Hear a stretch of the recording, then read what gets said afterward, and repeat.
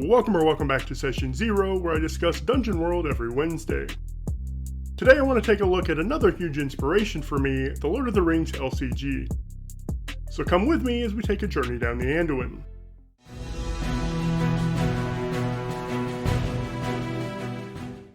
I need to make a little housekeeping announcement. I had thoroughly intended for this week's video to be Monster Talk 4, The Lich, but I have a lot to say about the Lich and just wasn't able to get that one done in time. Also, I have shown some of the ways the Lord of the Rings LCG has inspired me in the past, but I've realized recently that for a channel that talks mostly about Dungeon World, I just need to dial in on the way Dungeon World handles stat blocks, fronts, and dangers, and I hope you've been able to see that change in my content over the past few months. With that out of the way, let's take a look at the second scenario from the Lord of the Rings LCG core set, Journey Along the Anduin. Having survived the dangers of Mirkwood Forest, the heroes continue their journey along the banks of the Anduin River toward Lorien, with dire news of a gathering threat in southern Mirkwood. We can break that sentence down into three separate pieces of content: some map elements, some world-building opportunities, and a gathering threat sounds an awful lot like an adventure front to me.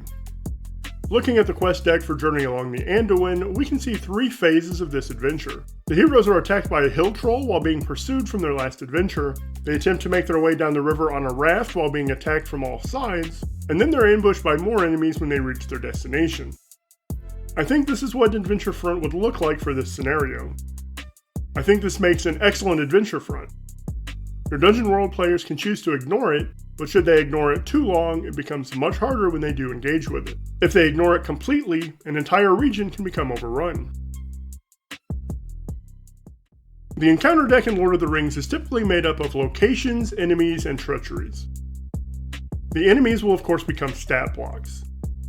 Here's the hill giant from the scenario. Let me know in the comments below if you'd like me to do a monster talk about it in the future. We can use the game's locations and treacheries to create a southern Mirkwood location.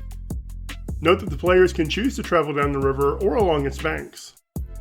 The river is faster, but they'll need to make some defy danger rolls along the way just to stay in the raft. Finally, while they're beyond the scope of this video, there are two things I want to touch on. The first is how to integrate an outside adventure front into an existing campaign, and the second is solo play. My subscriber Jonathan is really itching for some Dungeon World solo play, and I feel like I've let him down. With that in mind, in a future video, which will probably come out the first week of October, I'll integrate this adventure front into the solo hex crawl I created a couple months ago, and then play through it with my character.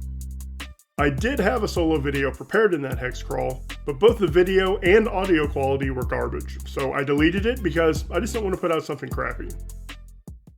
That's it for this one. You know what to do if you like my content. Thanks for watching, and I hope you come back next week. Have a great day.